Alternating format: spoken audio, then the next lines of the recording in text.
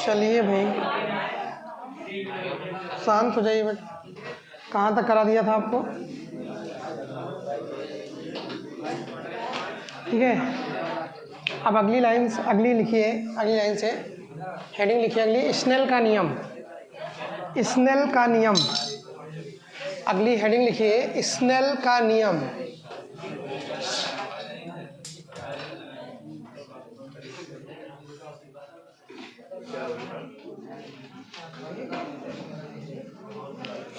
तो लिख लीजिए जरा इसमें,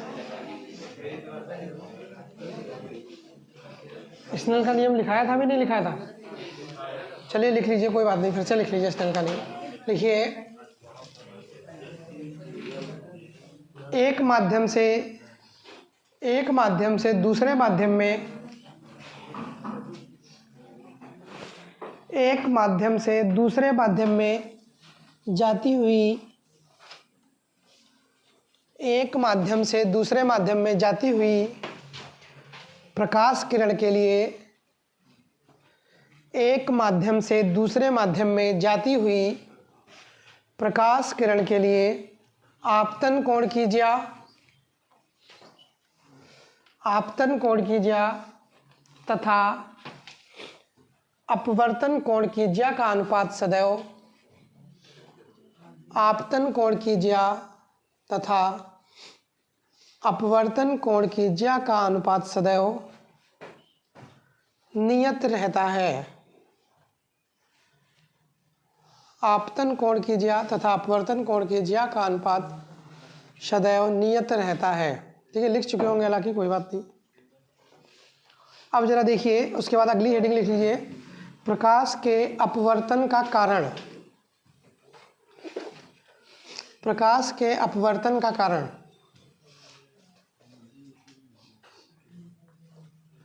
तो कारण भी आप लोग जानते ही होंगे जहां तक है।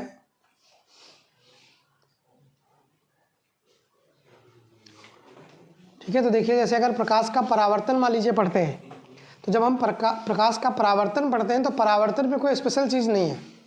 परावर्तन तो नियम है एक सिंपल सा, कि अगर गिरेगा, आर पार जाने के लिए हमें रास्ता नहीं मिलेगा तो जाहिर सी बात हम कहाँ करेंगे, मुड़ेंगे भाई। ठीक है, लेकिन अपवर्तन का जो सिस्टम है वो कह रहा है कि हमें रास्ता मिला है आर पार जाने का, हम आर पार जा रहे हैं, लेकिन जब हम जाएंगे एक जगह से दूसरी जगह तक तो हमारा क्या होगा, वेग बदल जाएगा, यानी हमारी चाल बदल जाएगी। इसका कारण ठीक है, यानी इस वजह से, यानी आप ये कह सकते हैं कि कहीं पर भी हमने कोई दो माध्यम ले लिए। ठीक है, ये दो माध्यम ले लिए। अब मान लीजिए पहले माध्यम से प्रकाश किरण चलती है, पहले माध्यम से प्रकाश किरण चलेगी, अंदर जाएगी, फिर क्या करेगी, दूसरी बाउंड्री से टकराएगी और फिर अंदर जाएगी।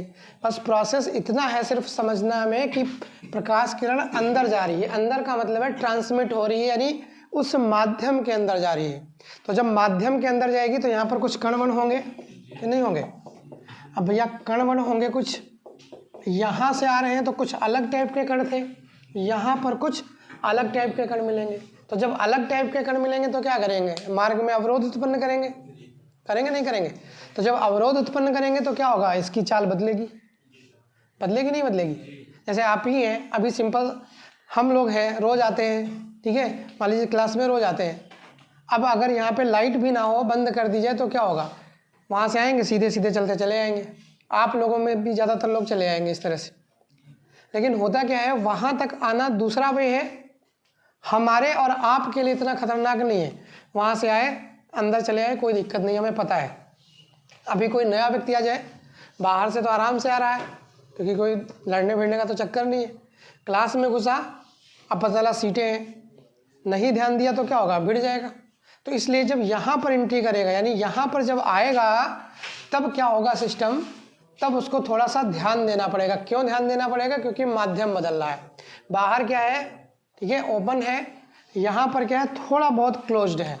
यानी कहने का मतलब है माध्यम बदला, तो जब माध्यम बदलेगा तो हमको चाल भी बदलनी पड़ेगी अपनी। ठीक है, अपने आप चाहे हम बदलें और चाहे स्वतः कह दें कि उसकी चाल क्या हो जाएगी, बदल जाएगी। और अगर चाल बदल जाएगी तो जैसे ही चाल बदली, केवल आवृत्ति ही एक ऐसा गुण है ठीक है प्रकाश का जो नहीं बदलता है, वरना सारे के सारे गुण आपका तरंग दैर्ध्य होगा, जो कुछ भी होगा सब क्या हो जाएगा, बदल जाएगा। तो जब सब कुछ बदल जाएगा तो यहाँ पर क्या होगा, इस वजह से प्रकाश जो आता है वो अपने मार्ग से क्या होता है, इधर उधर थोड़ा बहुत विचलित हो जाता है, कुछ धीमे हो जाएगा या कुछ तेज हो जाएगा। जब धीमे या तेज होगा तो जाहिर सी बात है रास्ता तो अपना बदलेगा ही बदलेगा। तो ये कारण है, यानी कहने का मतलब है जब हम एक माध्यम से दूसरे माध्यम में जाते हैं तो माध्यम बदलने के कारण प्रकाश की चाल बदलती है, और प्रकाश की चाल बदलने के कारण ही क्या होता है, अपवर्तन की घटना हो जाती है। ठीक है, उसके आगे की घटना आपको बता चुके हैं, TIR, टोटल इंटरनल रिफ्लेक्शन, यानी पूर्ण आंतरिक परावर्तन। ठीक है, यहाँ से हमने क्या किया, परावर्तन कराया, सॉरी अपवर्तन कराया, तो ये अंदर गई। यहाँ पे तुरंत हमने क्या किया, अविलंब खींचा। अविलंब के बाद हम चेक करेंगे कि प्रकाश किरण किधर जा रही है। प्रकाश किरण पता चला इधर की तरफ जा रही है। ये देखना पड़ेगा माध्यम कौन सा है। अगर माध्यम उल्टा कर दोगे तो नहीं जाएगा। अगर विरल से सघन में आप भेज रहे हैं, ठीक है, तो सघन में क्या होता है, विलंब के पास आती। सघन माध्यम में ये घटना नहीं होनी। ये घटना कहाँ होगी, विरल माध्यम में। जब भी सघन माध्यम से विरल माध्यम में कोई प्रकाश जाएगा तो क्या होता है, विलंब से दूर हटता है। और एक अवस्था ऐसी आती है कि किसी एक स्पेशल इंसिडेंट एंगल पर, यानी किसी एक विशेष आपतन कोण पर अपवर्तित किरण क्या हो जाती है, तल के समांतर हो जाती है या अभिलंब से लंबवत हो जाती है। उस कोण को हम क्या कहते हैं, क्रांतिक कोण कहते हैं।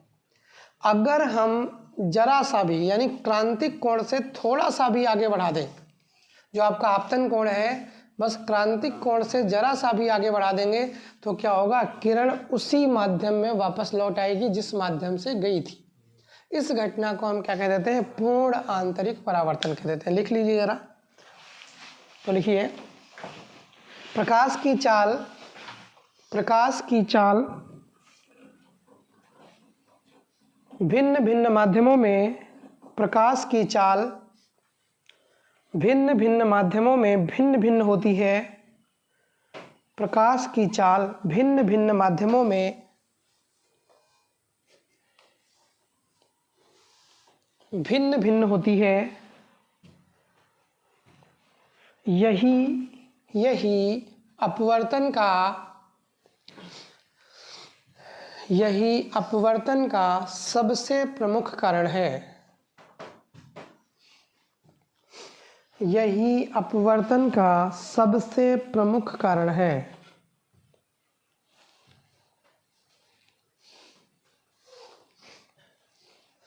अगली लाइन से लिखिएगा। इसमें से बहुकल्पी कई बार पूछा गया है जो बोलने जा रहे हैं। जैसे अगर कोई भी चीज़ है, आप कहीं भी वेव्स की बात करें, कुछ भी बात करें, तो ये ध्यान रखिएगा कि जो वेव्स की आवृत्ति होती है, यानी फ्रीक्वेंसी होती है, वो उसका अभिलाक्षणिक गुण होता है। क्या होता है, कैरेक्टरिस्टिक प्रॉपर्टी, यानी अभिलाक्षणिक गुण होता है। और अभिलाक्षणिक गुण आपको बताए हैं क्या होते हैं।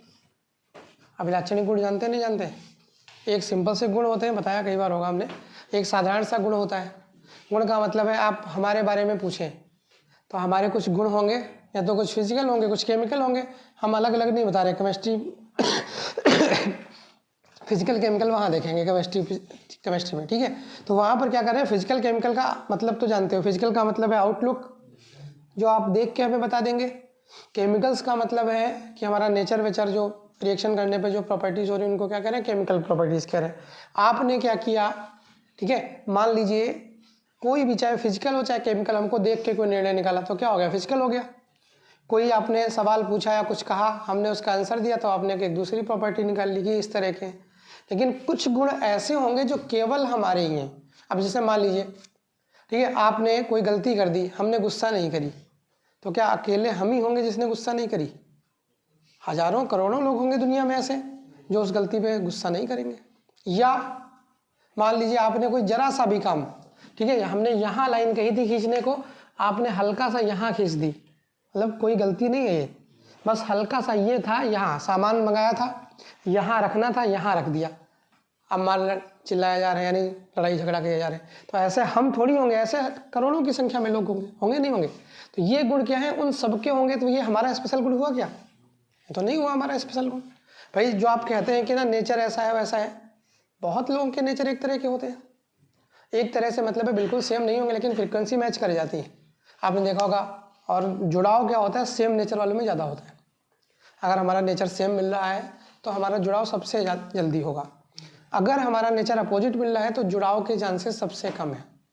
गलती में हो सकता है जुड़ाव हो जाए।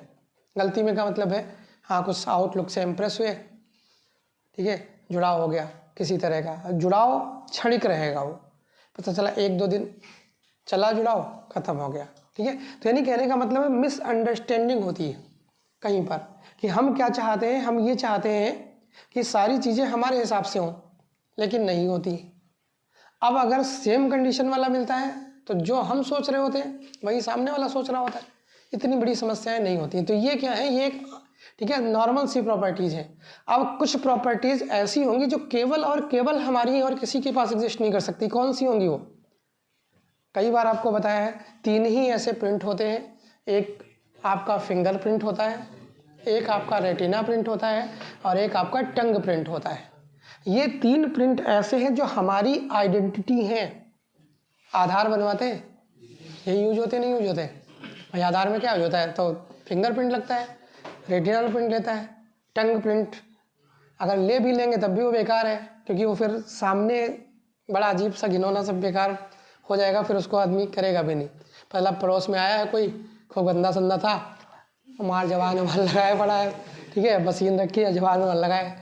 अब वो चाहे जितना धुल ले, इनसे कहो भैया आप जवान लगाओ के, ठीक है, तो आप थोड़ा हिचकिचाएंगे, यार जवान कौन लगा पाएगा, हाथ में है, गंदा भी था कोई बात नहीं, ऐसे से जा रहा 2 बार लगा दिया, चलो हाथ ही तो है, धुल लेंगे जाके घर पे, ठीक है। रेटिना है, कोई कांटेक्ट होना ही नहीं है, सीधे किया। यानी कहने का मतलब है इस तरह के ऐसे प्रिंट हैं जो हम क्या कर सकते हैं, आसानी से यूज कर सकते हैं।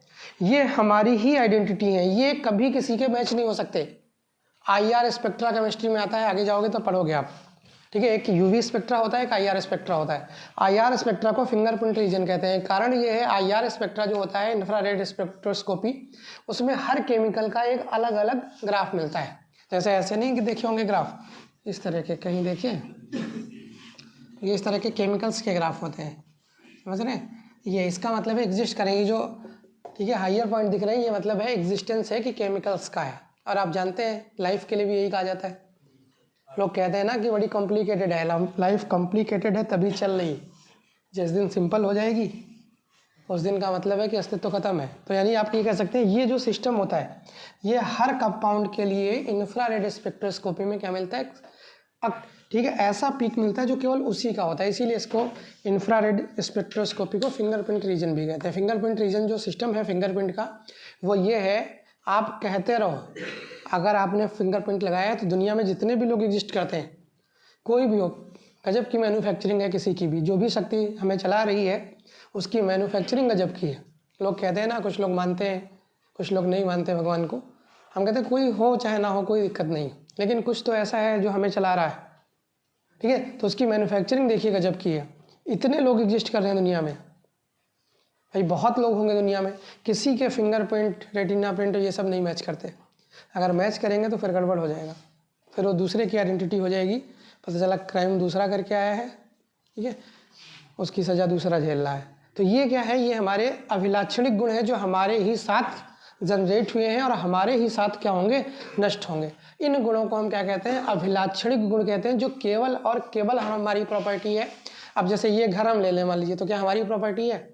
कल किसी और का था, आज हमारा हो गया, कल किसी और का होगा, तो ये क्या हमारी प्रॉपर्टी हुई? हमारी प्रॉपर्टी तो वो हुई जो आज भी हमारी है, कल भी हमारी थी, जाएगी भी हमारे साथ।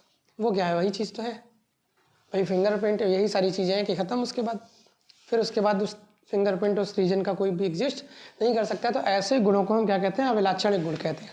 कि अगर हमारा ये गुण बदला, इसका मतलब है पर्सन यानी व्यक्ति बदल गया है। इसी तरह से तरंग वरंग जो है, तरंगों का अभिलाक्षणिक गुण होता है आवृत्ति। क्या होता है?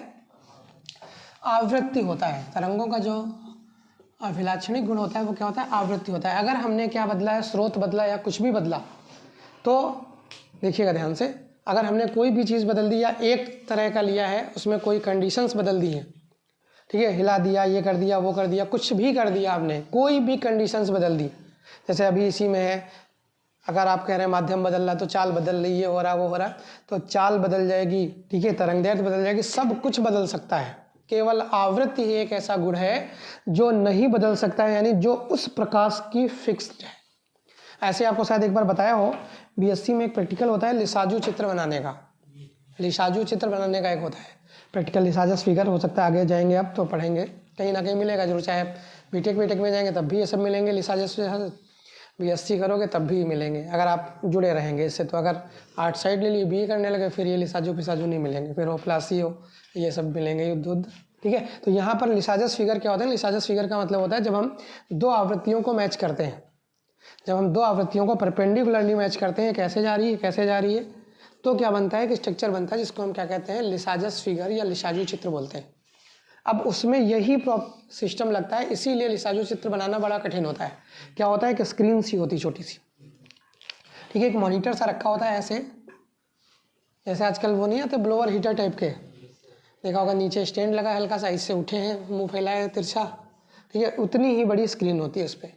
करते क्या है, हम उस पर फ्रीक्वेंसी मैच कराते हैं, फ्रीक्वेंसी के बाद क्या करते हैं, जब हम रेशियो फिक्स करते हैं तो उस पर एक चित्र बनता है, उस स्क्रीन पर एक छोटा सा क्या बनता है, चित्र बनता है। चित्र कुछ इस तरह के होते हैं, कई सारे होते हैं, कभी सर्कुलर बन जाता है, समझ रहे हैं, कभी पता चला सर्कुलर बन जाएगा, कभी इक्लिप्स बन जाएगा इस तरह का, कभी कुछ इस तरह वाला बन जाएगा, 8 वाला स्ट्रक्चर बन जाएगा, कुछ इस तरह का बन जाता है। इनका उपयोग भी बताते हैं आपको क्या होता है। लिसाजस फिगर का उपयोग कपड़ों की डिजाइनिंग के लिए किया जाता है। आपने देखा होगा कपड़ों में एक से एक डिजाइनिंग होती है ना, कहाँ से इतनी डिजाइन लाएंगे, बस फ्रिक्वेंसी जरा सी हटाई, इधर उधर किया, एक नई डिजाइन तैयार हो गई। अब नई डिजाइन तैयार हो गई, उसको क्या कर दिया, प्रिंट कर दिया, छाप दिया। इसमें यही समस्या होती है, इसमें यह समस्या होती है कि आप बड़ी तेज़ी से आता जाता रहता है, स्क्रीन पे आएगा सनासन जा रहा है, हमको क्या करना रहता है, ट्रेस करना होता है इसको। ट्रेस करने का मतलब होता है एक पेपर होता है, ट्रेसिंग पेपर जिसको बोलते हैं, देखा होगा शायद, ट्रांसपेरेंट सा धुंधला होता है, ठीक है, मतलब बहुत साफ भी नहीं दिखा, अरे बचपन में यूज भी किया होगा, किताब के ऊपर रखते थे, चित्र वित्र छाप देते थे, वो वाला पेपर ट्रेसिंग पेपर उसको बोलते हैं।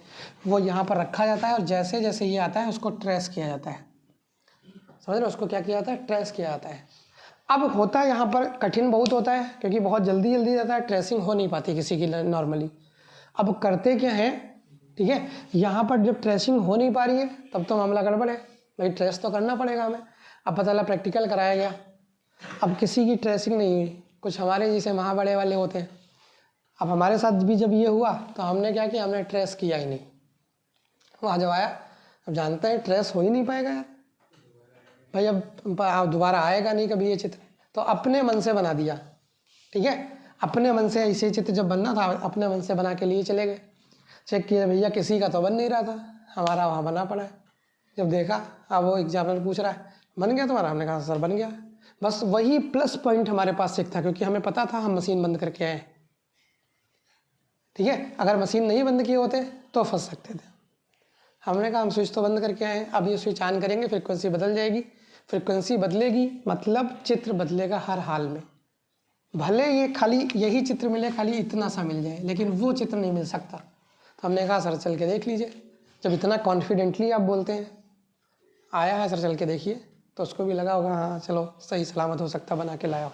तो ये क्या है, ये प्रॉपर्टी किसकी वजह से हो रही है, अभिलाक्षणिक गुणों की वजह से हो रही है। जितनी बार हम यूज करेंगे उतनी बार हमको क्या मिलेगा, आवृत्ति बदली हुई मिलेगी, ठीक है। इसीलिए आवृत्ति जो है प्रकाश का एक ऐसा गुण है या तरंग का ऐसा गुण है जिसको हम परिवर्तित नहीं कर सकते हैं, या वो फिक्स रहती है, बाकी सब कुछ हम क्या कर सकते हैं, बदल सकते हैं। तो इस लाइन को लिख लीजिए जरा, लिखिए, प्रकाश के अपवर्तन की क्रिया में, प्रकाश के अपवर्तन की क्रिया में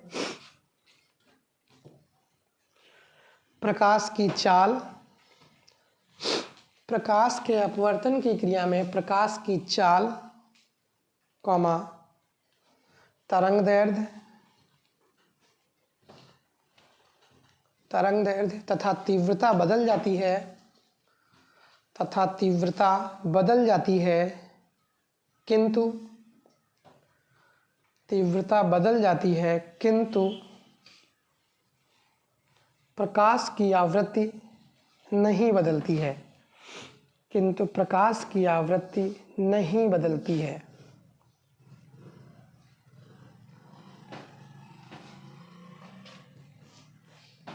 अगली हेडिंग डाल लीजिए, पूर्ण आंतरिक परावर्तन। पूर्ण आंतरिक परावर्तन, TIR, total internal reflection. Important लगा लीजिए, परिभाषा है सरल सी, पूछ ली जाती है अक्सर। पूर्ण आंतरिक परावर्तन, ठीक है, TIR इसको बोल देते हैं शॉर्ट में, टोटल इंटरनल रिफ्लेक्शन। बताएं, बता तो चुके ही हैं, फिर से सुनना चाहे सुन लीजिए एक बार। इतनी बार सुनाते हैं फिर भी आप लोग गलती करते हैं इतनी। ये सप्ताह जो आपका चल रहा है, कहिए तो इसी में फिर से टेस्ट ले लें या नेक्स्ट सप्ताह से शुरू कर दें? चाहे कहिए तो आप सोमवार से हम शुरू करें। देखिए हमने बताया था भले 2 ही क्वेश्चन आपसे लें हम, ठीक है। हम कोशिश करेंगे, ठीक है, कि हर वीक आपका एक टेस्ट केमिस्ट्री, भले थोड़ा एडजस्ट कर सकते हैं, हमको लग रहा है फिजिक्स नहीं झेल पाएंगे आप बिना इसके, क्योंकि भैया न्यूमेरिकल इतने सरल दिए थे यार, किसी का सही नहीं है। तो क्या करेंगे अब, कम से कम हम कह रहे हैं ठीक है नहीं होगा, कोई बात नहीं, आपसे नहीं होगा, हम ज़बरदस्ती करवा देंगे थोड़े बहुत। अब नहीं भी करोगे तो हम वही सवाल बोलेंगे आपसे टेस्ट में जो आने वाले होंगे बोर्ड में। अगर हर सप्ताह में 2-2, 3-3 सवाल मिल गए, हम कह रहे नहीं लगा पाओगे, कोई दिक्कत नहीं, दोबारा हम तो बताते हैं, हम बताएंगे, एक बार वही दिमाग में पड़ेगा आपके। हो सकता है कोशिश, ठीक है, कुछ रंग ले ही आए कि आपका कोई ना कोई थोड़ा बहुत फ़ायदा हो ही जाए। अगर 2 ही 3 सवाल उससे सही हो गए, बहुत ज़्यादा सवाल होते भी नहीं है, ठीक है। आपको हर हिस्से में लगभग 1 सवाल मिलता है, 4 ही 5 क्वेश्चन होते हैं, मतलब 5 न्यूमेरिकल आपको मिलेंगे। अब अगर आप कर नहीं पा रहे हैं 5 भी, तो फिर नंबर की उम्मीद मत करिए, क्योंकि थ्योरी आप पढ़ के फिजिक्स में पूरे नंबर की उम्मीद ना करिए आप, ठीक है। अगर आप जाना चाहते हैं 90+, बस रहे, अगर आपने सोचा है, उम्मीद है आपकी कि हाँ 90+ तो पहुंच ही जाए हम, ठीक है, या 90 तक पहुंच जाए, तो आपको न्यूमेरिकल का साथ ज़रूर पकड़ना पड़ेगा, बिना न्यूमेरिकल के नहीं। और भैया आसान है ये जो बता रहे हैं, आपको हो सकता लगता हो कि कठिन है। अब ये सोच रहे हैं अच्छा तुम्हारे लिए तो होएगा ही, पढ़ चुके हैं, ऐसा कुछ नहीं है। एक सिस्टम बता रहे हैं कि नंबर लाना आसान है, ठीक है। अब वो भी फिजिक्स में तो और आसान है, क्योंकि अगर आपने न्यूमेरिकल पढ़ लिए, कुछ सेलेक्टेड ही न्यूमेरिकल पढ़ लिए, आने तो ही है यार, फंसने। अगर फंसने हैं तो उसमें फिर संशय नहीं है कि जाएगा। इसीलिए फिजिक्स के पेपर में नंबर लाना आसान होता है, केमिस्ट्री के पेपर में नंबर लाना थोड़ा कठिन है, क्योंकि केमिस्ट्री में क्या है, सब कुछ ओवरऑल लिखना होता है। अगर एक आधे हिस्से में रिएक्शन मिल गई तो वो टाइम बचाएगा थोड़ा सा। फिजिक्स में बहुत चीज़ें टाइम बचाती हैं। फिजिक्स में आपको प्रूफ आ गया, टाइम सेविंग ही तो है, नहीं है। 5 नंबर का अगर प्रूफ आया, 5 नंबर की थ्योरी आती, लिखते लिखते हाथ सूझ जाता, ठीक है, 2 बार सुस्ताना पड़ता पेन छोड़ के, तब जाके लिख पाते, तब मिलते 3-4 नंबर। प्रूफ में क्या है, भले बड़ा हो, लेकिन प्रूफ किस तरह से बड़ा होता है, ऐसे ही तो बड़ा होता है, ये पतली पतली लाइन लिखते चले गए, खत्म हो गया। थ्योरी लिखोगे, पूरा पेज लिखोगे, तब जाके 4 पेज हो पाएगा। इसमें अगर 4 पेज का है भी तो सन्ने से हो गया 4 पेज। तो ये टाइम बचाता है, न्यूमेरिकल्स टाइम बचाते हैं, ठीक है। थ्योरी बहुत ज़्यादा होती ही नहीं लिखने को, अगर थ्योरी का भी हिस्सा है तब भी उसमें क्या होगा, 4 लाइनें थ्योरी की होंगी, साथ में एक सूत्र छपा पड़ा होगा, आप उसको लिखिए, फिर उसके बाद ये लिखा होगा, यहाँ पर ये सिंबल लिखेंगे, यहाँ पर v बराबर ये है, ये बराबर ये है, पेज भर गया आपका। तो यहाँ इसीलिए थोड़ा टाइम बचता है। टाइम बचता है तो सोचने समझने का भी समय मिल जाता है थोड़ा बहुत, कि यार सवाल नहीं आ रहा है तब भी कोशिश कर रहे हैं, अगर हो सकता लग जाए। केमिस्ट्री में कुछ नहीं होता भैया, केमिस्ट्री में ना तो कोई ऑप्शन मिलता है पेपर में, पहले क्वेश्चन से लेकर आखिरी क्वेश्चन तक सारे हल करने होते हैं। सबसे ड्रॉबैक तो यही है एक, कि आपको सब हल करने हैं, इसका मतलब है कहीं आपके पास ऑप्शन नहीं है। आपने पढ़ा पेपर को, कोई आता है तब भी करना है, नहीं आता है तब भी करना है उसको सोच साच के। उसमें ऑप्शन मिल गया, चलो ये नहीं आता ये कर देंगे, ऑप्शन तो है एक, उसमें करना ही करना है पहली चीज़। दूसरी चीज़ें शुरू से लेकर आखिर तक सब कुछ लिखना ही तो होता है। 2 कम से कम प्रोसेस आएंगे, लैब प्रोसेस, और कहीं पता चला H2SO4 का प्रोसेस आ गया, तब तो एक ही पता चला, आधे लोग तो एक ही प्रोसेस लिख के आएंगे, पूरा पेपर ख़त्म हो जाएगा। तो नहीं, कहने का मतलब उधर थोड़ा मुश्किल है, इधर मुश्किल नहीं है। आप कोशिश करिए, मार्क्स मिलेंगे, अच्छा रिजल्ट आएगा। तो यहाँ पे देखिए टी आई आर की बात कर रहे हैं हम। टी आई आर की अगर बात करेंगे तो यहाँ पे ये ठीक है, यहाँ से हमने क्या किया, ये एक लाइन खींची, ठीक है, ये लाइन खींची। अब इस लाइन के बाद यहाँ पर हमने क्या कर दिया, एक लंब डाल दिया,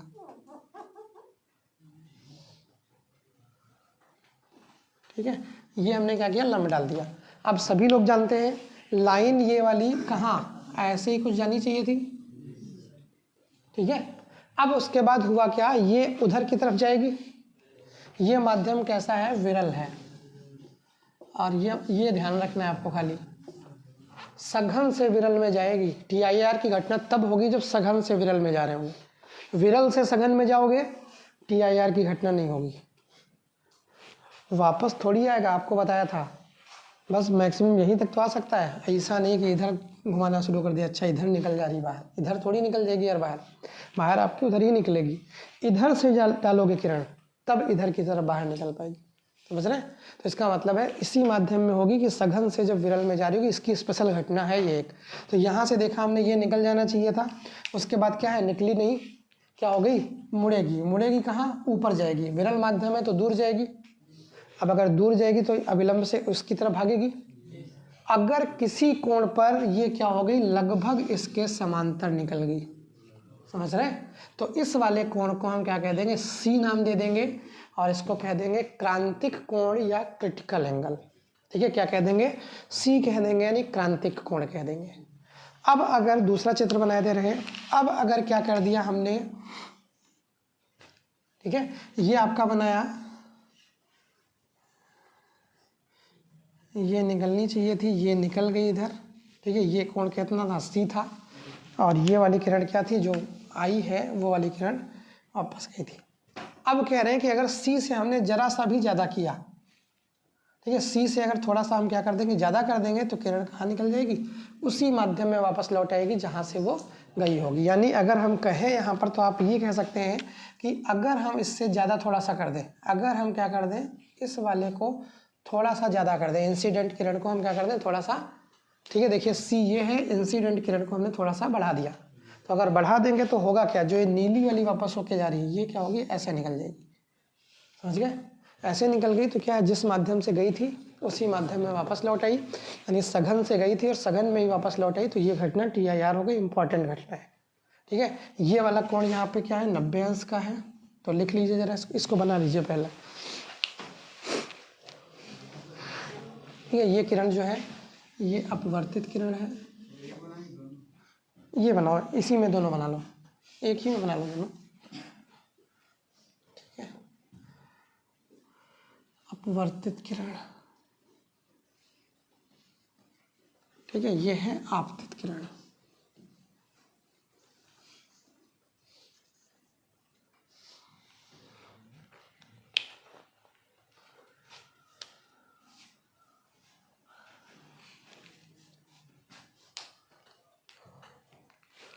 इसको ऐसे कर देना है, आपतित किरण 1, ये है आपतित किरण 2 लिख दे रहे हैं, पहचान जाएंगे ना। वैसे हो सकता है कंफ्यूज हो जाओ कौन सी क्या है। तो ये क्या है, क्रांतिक कोण वाली है, ये उसके बाद वाली, इसको हम लिखे दे रहे हैं आपतित किरण 2।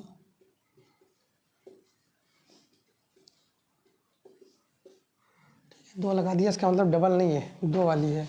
ये आपका जो है माध्यम, ये सघन था, और ये क्या है, अपवर्तित किरण।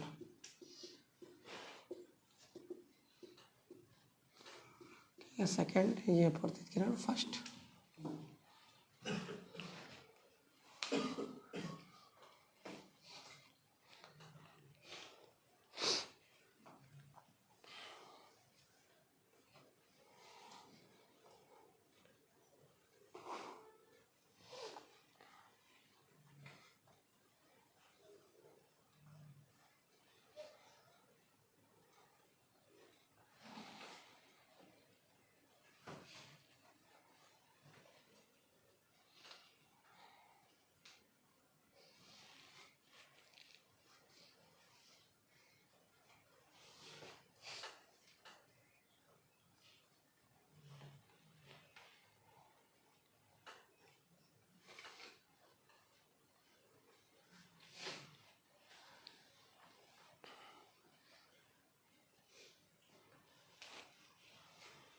बना लिया, बोले लिख लीजिए, थोड़ा लिखिए। सघन माध्यम में बनने वाला वह विशेष कोण, सघन माध्यम में बनने वाला वह विशेष कोण जिसके लिए, सघन माध्यम में बनने वाला वह विशेष कोण जिसके लिए विरल माध्यम में बनने वाला, विरल माध्यम में बनने वाला, विरल माध्यम में बनने वाला अपवर्तन कोण, अपवर्तन कोण 90 अंश होता है, 90 अंश होता है, क्रांतिक कोण कहलाता है, क्रांतिक कोण कहलाता है।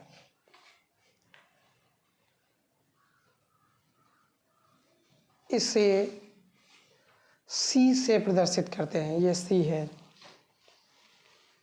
इसे C से प्रदर्शित करते हैं।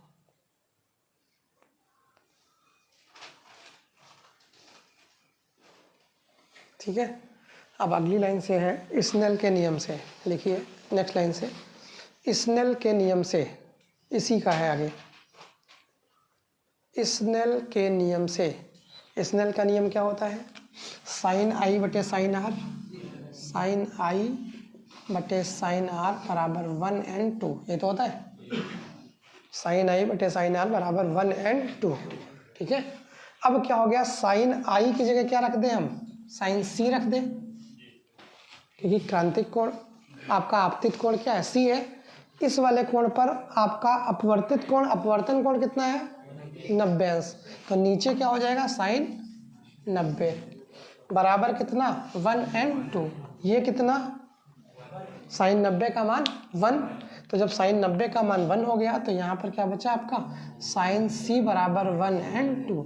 यानी ये फार्मूला आप याद रखिएगा कि साइन सी यानी साइन, क्रांतिक कोण का साइन किसके बराबर होता है, अपवर्तनांक के बराबर होता है। ठीक है, डायरेक्ट ये कहीं कहीं यूज भी आ सकता है, तो इसको लिख लीजिए।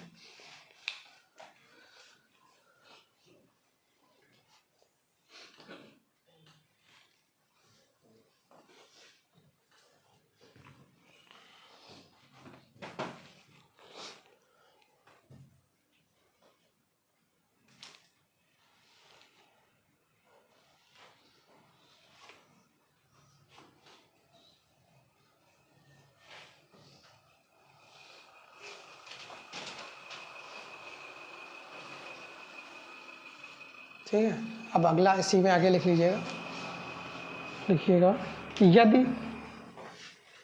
यदि सघन माध्यम में बनने वाले, यदि सघन माध्यम में बनने वाले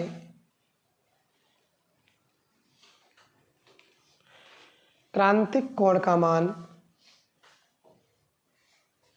यदि सघन माध्यम में बनने वाले क्रांतिक कोण का मान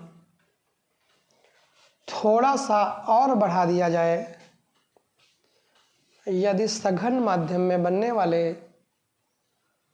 क्रांतिक कोण का मान थोड़ा सा और बढ़ा दिया जाए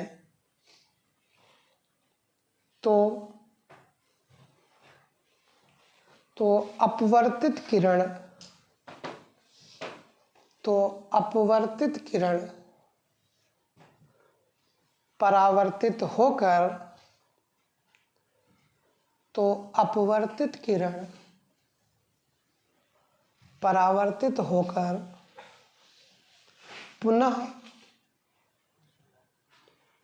पुनः सघन माध्यम में वापस लौट जाती है, पुनः सघन माध्यम में वापस लौट जाती है,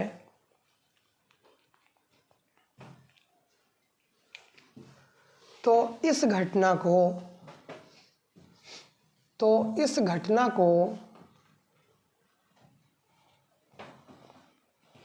पूर्ण आंतरिक परावर्तन कहते हैं, तो इस घटना को पूर्ण आंतरिक परावर्तन कहते हैं। ठीक है, अब अगली हेडिंग डाल लीजिए लेंस, अगली हेडिंग डाल लीजिए लेंस। ठीक है, अब इसको कल से कराएंगे, ये अगला टॉपिक है।